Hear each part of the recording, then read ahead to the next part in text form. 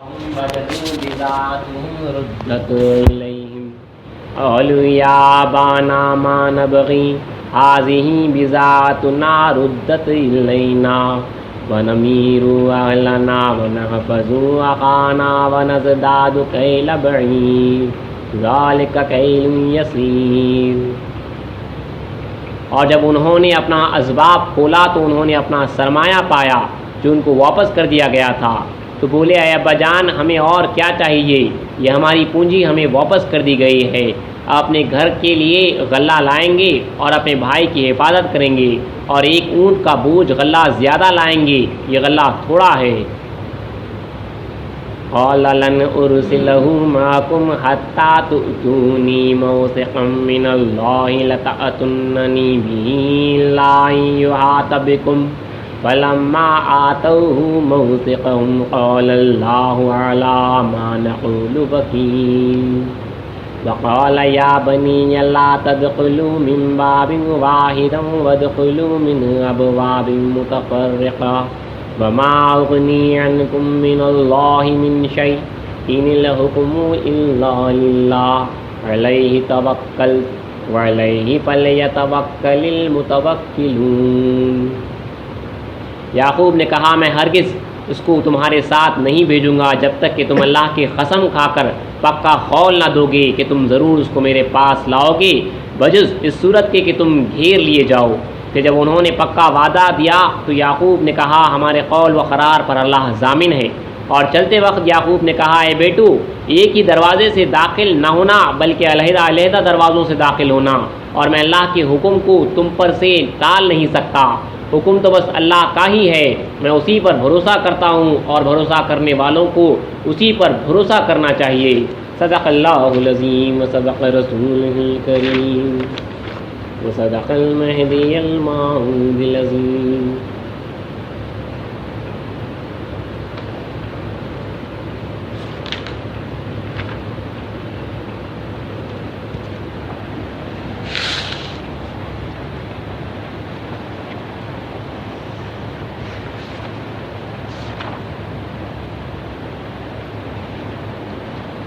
نور سے انور اور منور، شاہ دلاور شاہ دلاور،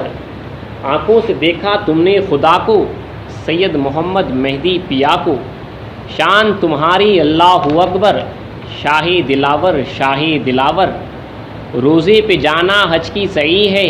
دیدار حق کی تابندگی ہے، حجرا تمہارا کعبہ سراسر، شاہ دلاور شاہ دلاور، تعبیر دینے میں یوسف ثانی، تم پر آیا تھے راز نہانی، مہدی تمہیں یہ کہتے تھے اکثر، شاہ دلاور شاہ دلاور،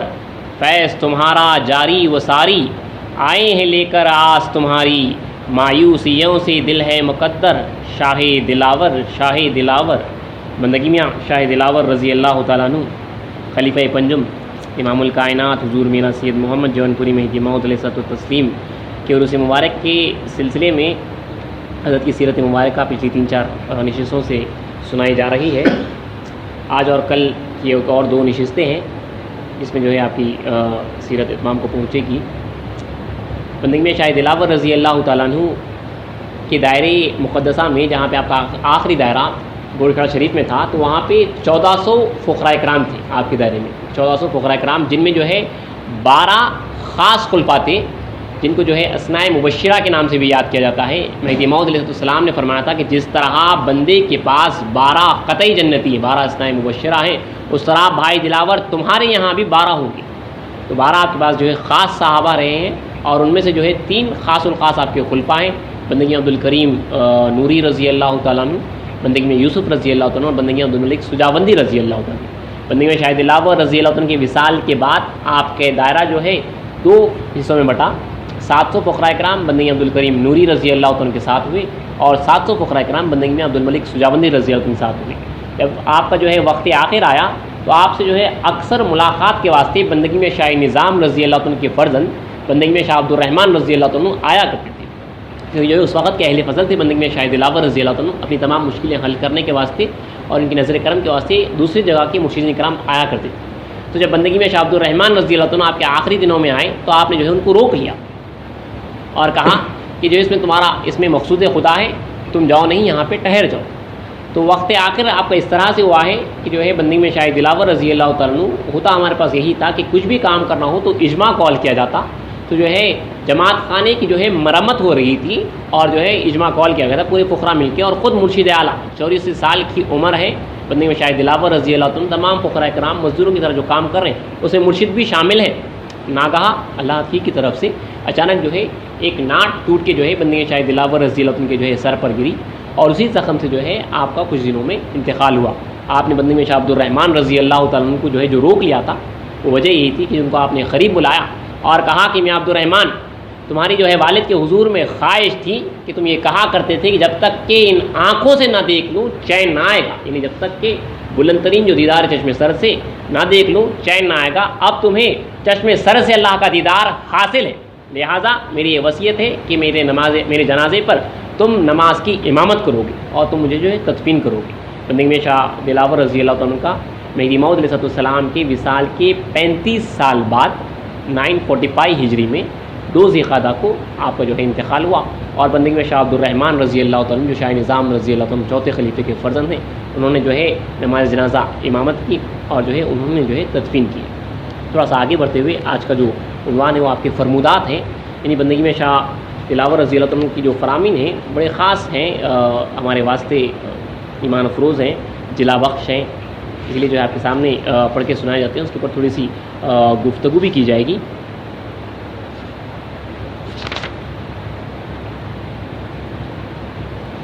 دیکھیے جی، بڑا خاص فرمان ہے ذکر اللہ کی طرف سے، خاص طور پہ سب کو چاہیے کہ سنیں کہ آپ نے فرمایا کہ کم از کم اب نماز اثر سے عشاء تک اور قبل نماز فجر سے طلوع آفتاب تک ذکر اللہ میں بیٹھو، اگر نہ بیٹھو گے تو گروہ مہدی سے نہ ہوگے۔ آپ نے دیکھ لیا کہ جو ہے حالات آہستہ آہستہ خراب ہو رہے ہیں۔ مہدی علیہ السلام کے حضور یہ تھا کہ جو فقراء تھے، جو تارکان دنیا تھے، وہ جو ہے فجر سے طلوع آفتاب تک، اس کے بعد جو ہے پھر اپنے اپنے حجروں میں جا کے 1:30 پہر تک جو ہے ذکر اللہ کرتے تھے، 10:30 بجے تک، پھر 10:30 بجے سے ظہر تک جو ہے بریک تھا، پھر ظہر سے عشاء تک ذکر اللہ کی جو ہے محفل جاری تھی، ظہر سے عشاء تک، ظہر سے عصر تک ذکر میں بیٹھتے، عصر سے مغرب تک بیان قرآن ہوتا، مغرب سے عشاء تک پھر ذکر اللہ میں بیٹھتے، پھر جو ہے اس کے بعد باری باری سے ایک ایک پہر 3 گھنٹے اللہ کا ذکر کیا کرتے، اس طرح جو ہے 15 گھنٹے قیدی نشست کے ساتھ ذکر کیا کرتے تھے۔ تو آپ دیکھ رہے تھے کہ وہ حالات اب نہیں رہے ہیں، تو آپ نے یہ فرمایا ہے کہ کم سے کم اب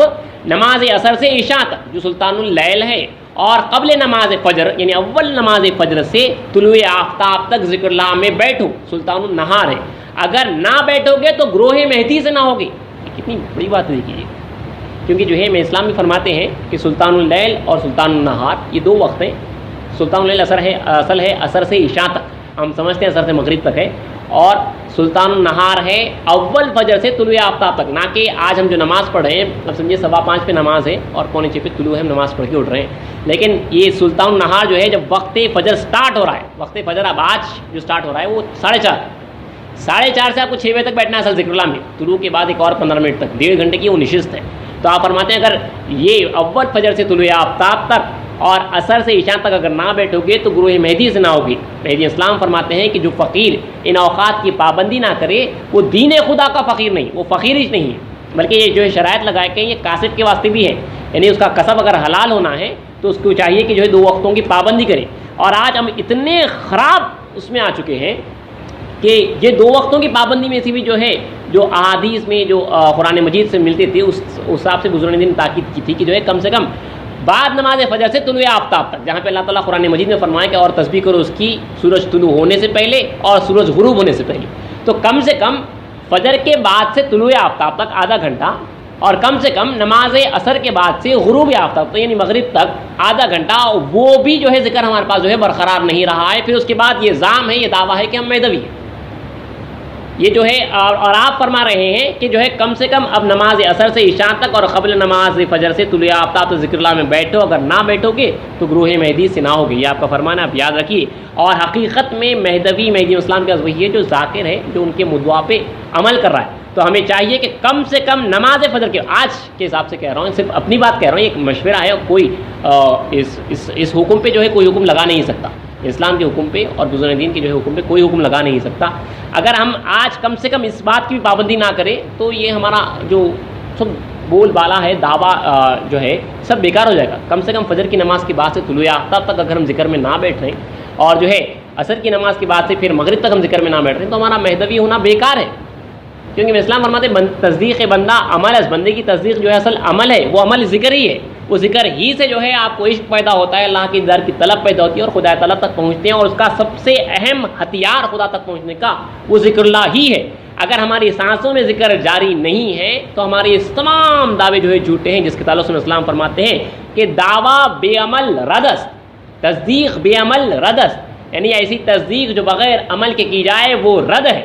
بعمل مقبول، بے عمل مردود. جس نے عمل کیا وہ مقبول ہے، جو عمل نہ کرے، جو عمل کے ساتھ نہ ہو وہ مردود ہے. یہ صاف اسلام کے فرامین ہیں جو کٹ کر رہے ہیں، سیدھا سیدھا جو ہے کھرے فرامین اتر رہے ہیں اسلام کے. بہرحال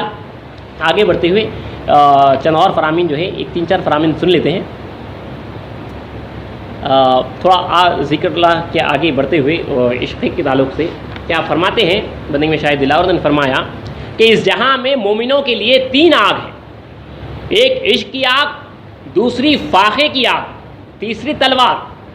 چوتھی آخرت میں دوزخ کی آگ. مومن کو چاہیے کہ ان 3 آگ میں سے کسی ایک آگ میں جلے. جو شخص ان 3 آگ میں سے ایک آگ میں نہیں جلے گا تو آخرت کی آگ میں یعنی دوزخ میں ضرور جلے گا. تو 3 آگیں آپ نے فرمایا یہاں پہ جلنے کے واسطے آپشن جو ہے 3 ہے. یا تو عشق کی آگ میں جلنا انہیں اللہ کی، یا تو جو ہے فاقے کی آگ میں مطلب فاقہ اس کی آگ میں جلنا، یا تو جو ہے تلوار کی آگ میں کفاروں سے لڑ کے جو ہے وہ قتل ہو رہا ہے. جو ہے وہ 3 آگ ہیں. اگر خدا نہ خواستہ یہ تینوں آگ میں نہیں جلا تو فرماتے ہیں کہ جو ہے پھر آخرت میں دوزخ کی آگ میں جلنے کے واسطے تیار ہو جا. تو 3 آگ ہیں. آپ کا ایک اور ایک فرامین یہ ہے کہ اللہ نے ہمیں جلانے ہی کے لیے پیدا کیا ہے تو اسے چاہیے کہ جلے ورنہ وہاں پہ جلے گا. تو عشق کی آگ میں جلنا لازم ہے ہمارے واسطے اور وہ جلتا ہی ہے ذکر اللہ کی پابندی سے. ذکر کرتے کرتے ہی جو ہے وہ جلے گا. اور جو اسلام کی جو میراث ہے وہ آپ فرماتے ہیں، جو آپ کا فیض ہے، آپ فرماتے ہیں کہ میراث سوختگاں میرسید. جلے ہوئوں کی میراث جلے ہوئوں کو ملتی ہے.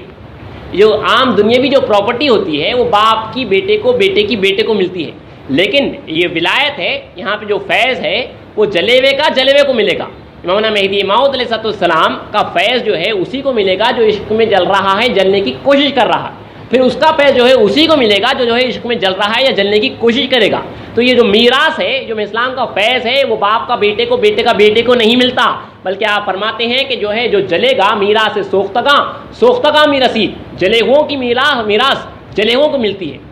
اور جلتا ہی آدمی اسی وجہ سے ہے. عشق میں جلنا جو ہے وہ جو ہے ذکر اللہ ہی سے ہوتا ہے. اسلام ایک مرتبہ جو ہے فرا مبارک میں جو ہے عشق کا بیان کر رہے تھے تو جو ہے اسلام کی زبان سے عشق کا بیان سوچی کیسا تھا ہوگا. ملا درویش رضی اللہ تعالیٰ عنہ جو خراسانی تھے، آپ جو ہے اپنا گریبان چیر دیے یہ کہتے ہوئے کہ میرا جی آپ عشق کی بات کرتے ہو، عشق کہاں سے لائیں.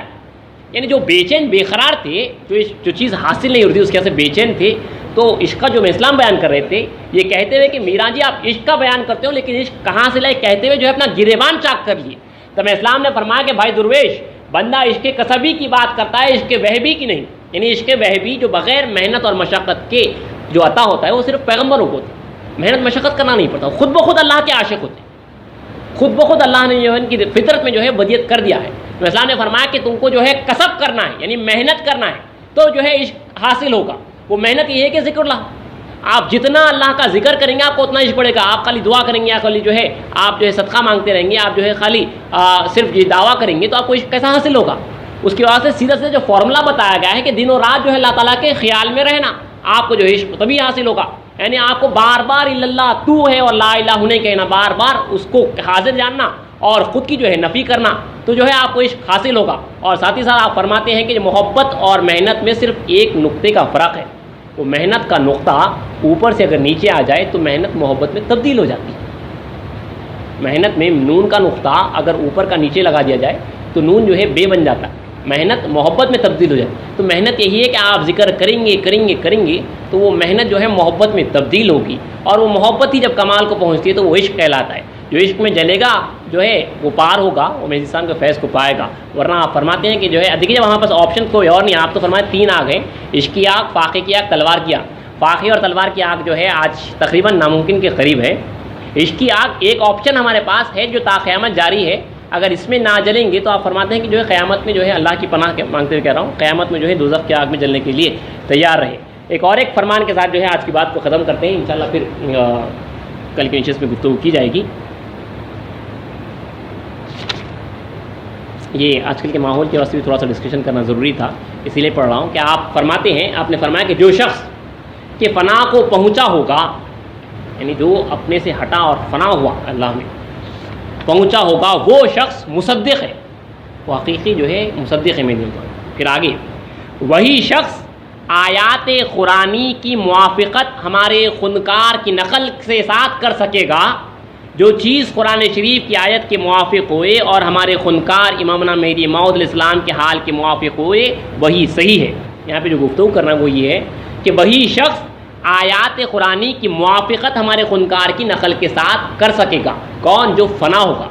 وہ جو ہے ٹیلی کر سکے گا میں اسلام کی نقل کو قرآن سے۔ کون کر سکے گا؟ جو فنا ہوگا۔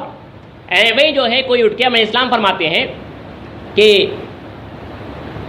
جو احکام و بیان کے ولایت محمدی سے تعلق رکھتے ہیں، اللہ تعالیٰ نے بندے کو اسی واسطے بھیجا ہے کہ جو احکام و بیان ولایت محمدی سے تعلق رکھتے ہیں وہ بواسطے مہدی کے ظاہر۔ یہ میں اسلام کا فرمان ہے، اور میں اسلام کے ایسے کئی فرمان ہیں کہ آپ نے جو ہے اپنی چکٹی پکڑی اور فرمایا کہ جو ہے جس نے اس ذات کا انکار کیا وہ کافر ہے۔ آپ نے فرمایا کہ میرا انکار تمام کتابوں کا انکار، تمام پیغمبروں کا انکار، محمد رسول اللہ کا انکار، خدا کا انکار۔ اب میں اسلام کا فرمان ہے بدنبال منکران مہدی نماز مت گزاری، منکران مہدی کے پیچھے نماز مت پڑھو، یہ قرآن عشق ناماز جو بھی فرامین ہے اسلام کی۔ اب پھر ایک فرمان ہے اسلام کا کہ جو ہے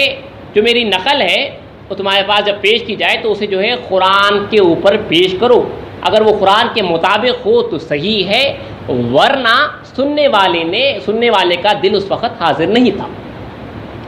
رسول اللہ صلی اللہ علیہ وسلم نے یہی فرمایا ہے کہ میرے بعد جو ہے قریب حدیثیں بہت گھڑ لی جائے گی، اس کو صحیح جاننا ہے تو قرآن مجید سے جو ہے ٹیلی کرو، پیش کرو، جو قرآن کے موافق ہے وہی صحیح ہے۔ تو دیکھیے یہ پیمانہ رکھا گیا ہے۔ اب یہ پیمانہ لیکن ہر کس و ناقص کے واسطے نہیں ہے۔ اب آج کل کا جو ہے ایک نوجوان بچہ بھی اٹھ کے کہتا ہے کہ بھائی یہ حدیث، یہ قرآن کہ یہ حدیث اور یہ نقل جو ہے قرآن سے ٹیلی نہیں ہوتی، اسی لیے جو ہے ریجیکٹڈ۔ اب وہ اٹھ رہا ہے اور کہہ رہا ہے کہ جو ہے یہ نقل جو ہے اب ولایت کی جو بات کر رہے ہیں یہ جو ہے قرآن سے ٹیلی نہیں ہو رہی۔ آپ یہ جو منکران مہدی کے پیچھے نماز نہیں پڑھنے کی بات کر رہے ہیں، یا انکار مہدی کفر کی بات کر رہے ہیں، یا للیلۃ القدر کے فرض ہونے کی بات کر رہے ہیں، دوبارہ للیلۃ القدر کی، یہ جو ہے ٹیلی نہیں ہو رہا ہے۔ وہ اپنی عقل اور وہ ناسمجھ عقل ہے وہ رکھتا ہے اور جو ہے وہ آتا ہے اور سیدھے سیدھے قرآن پہ پیش کر رہا ہے، قرآن پڑھ رہا ہے، روم انگلش میں اس کا ترجمہ پڑھ رہا ہے یا اردو میں ترجمہ پڑھ رہا ہے، اور جو ہے وہ ٹیلی کرنے کی کوشش کر رہا ہے، یہاں تک کہ جو ہے ارتداد کے قریب آ رہا ہے کہ میچ ہی نہیں ہو رہا، قرآن سے جو ہے میچ ہی نہیں، نہ حدیث رسول میچ ہو رہی ہے نہ جو ہے نقل مہدی میچ ہو رہی ہے۔ تو ایسا جو ہے ایک اہل قرآن کا فرقہ نکل رہا ہے جو صرف قرآن کو لیے ہوئے آگے بڑھ رہا ہے، حالانکہ جو ہے انہوں نے قرآن کو سمجھا نہیں۔ جہاں پہ حضرت بندگی شاہ دلاور فرماتے ہیں کہ جو شخص فنا کو پہنچا ہوگا وہ شخص مصدق ہے،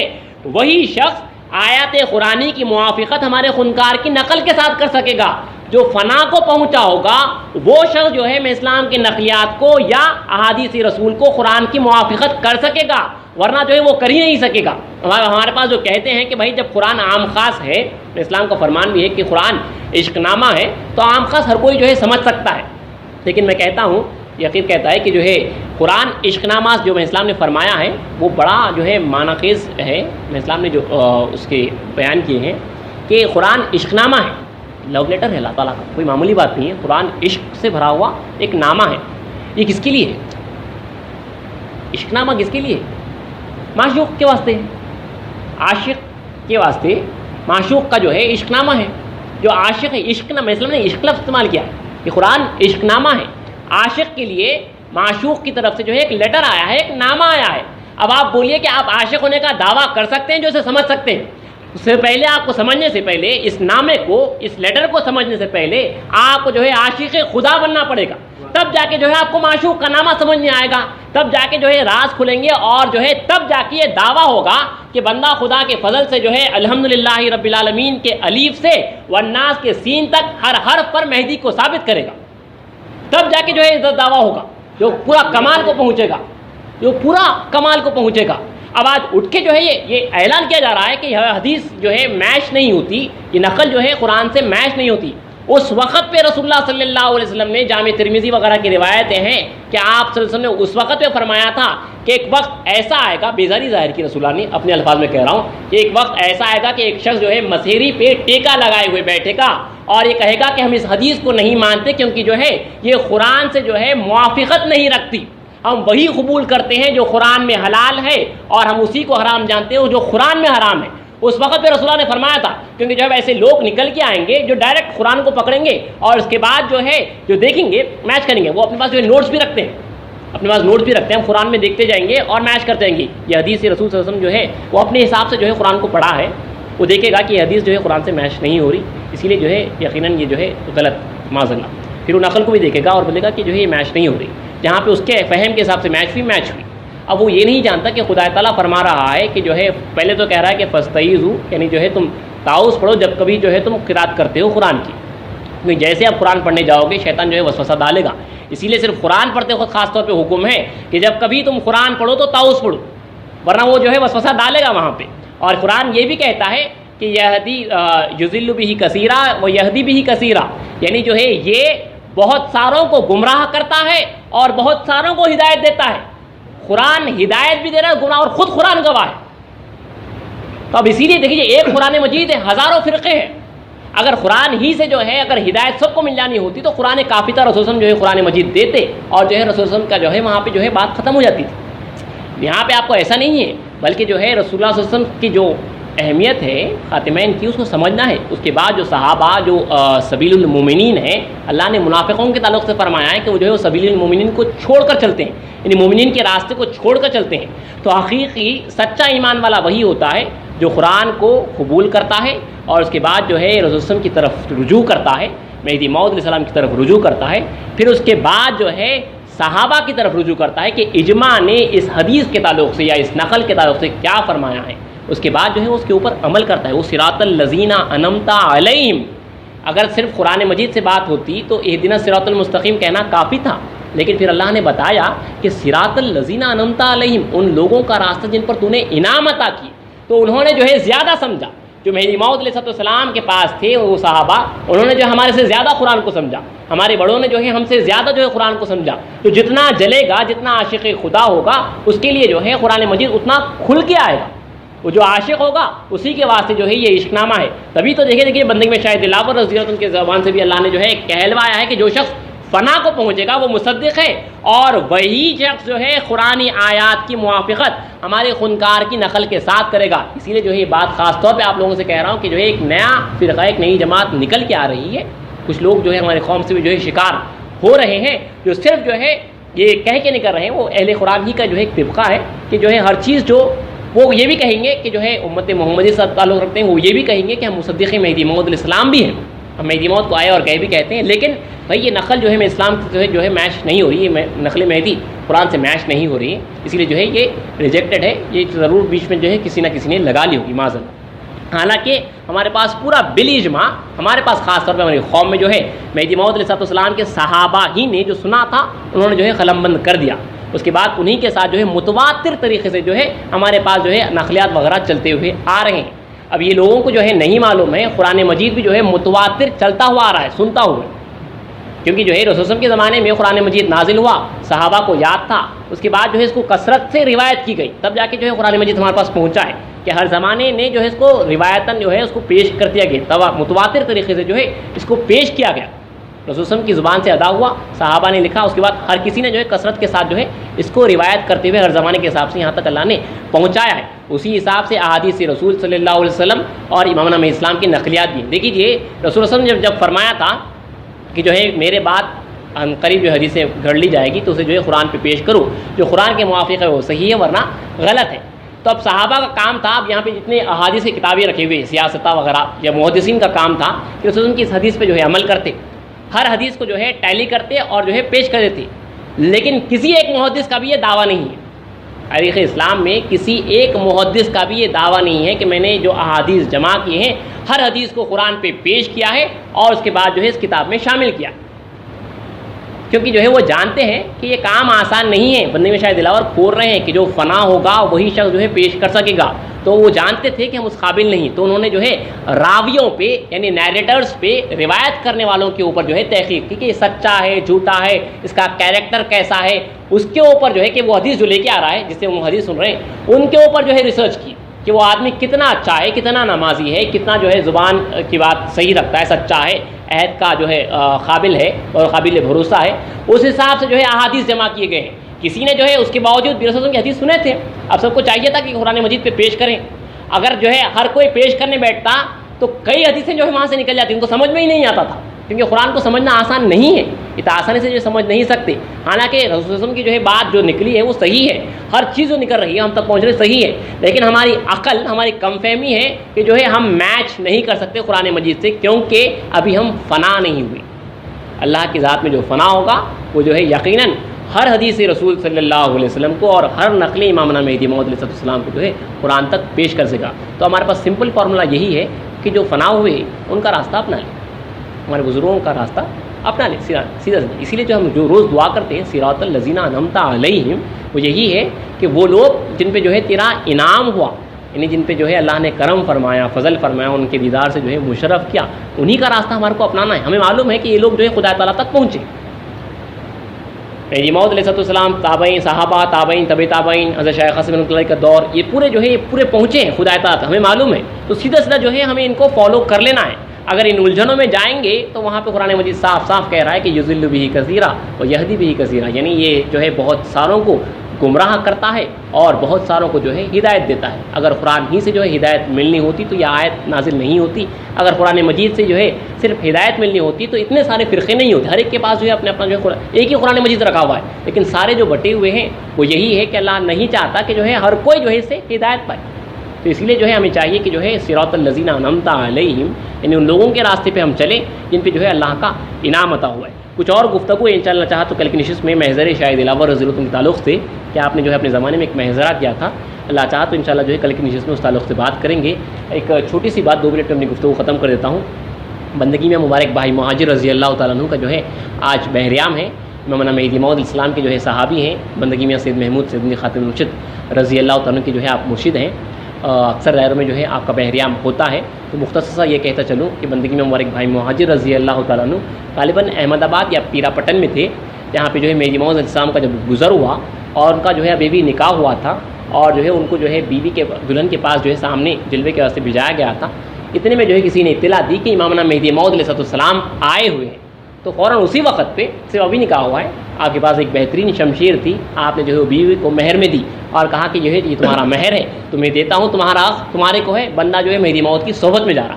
اسی وقت پہ جو ہے وہاں پہ بیوی کو چھوڑ کے جو ہے اسلام کی صحبت میں آپ جاتے ہیں, ترک دنیا کرتے ہیں. عالم جوانی میں آپ نے جو ہے ترک دنیا کیا, اور میں اسلام کے جو ہے خاص مہاجرین میں جو ہے آپ شامل ہوئے. آپ میں اسلام کی ذات میں ایسے پناہ ہوئے تھے کہ جو ہے بندگی میں مبارک بھائی مہاجر رضی اللہ عنہ, پرندہ اگر اڑتا اور وہ چینچی چینچی کہتا تو آپ کہتے کہ وہ مہدی وہ مہدی وہ مہدی, یعنی پرندے کی آواز میں بھی جو ہے آپ وہ مہدی وہ مہدی, یعنی وہ اسلام کا گیت گا رہا ہے سو آپ سنتے تھے. پرندہ چینچی جو کہہ رہا ہے وہ کچھ کہہ رہا ہے, اور بندگی میں مبارک بھائی مہاجر سن رہے ہیں کہ وہ چینچی میں وہ مہدی وہ مہدی وہ مہدی کہتا ہوا جو ہے گنگناتا ہوا جو ہے پرندہ جا رہا ہے. اسلام نے آپ کو جو عشق کی بوٹی کہا ہے, پودا جو ہوتا ہے, اسلام کی خاص آپ کی بشارت بھی ہے. اور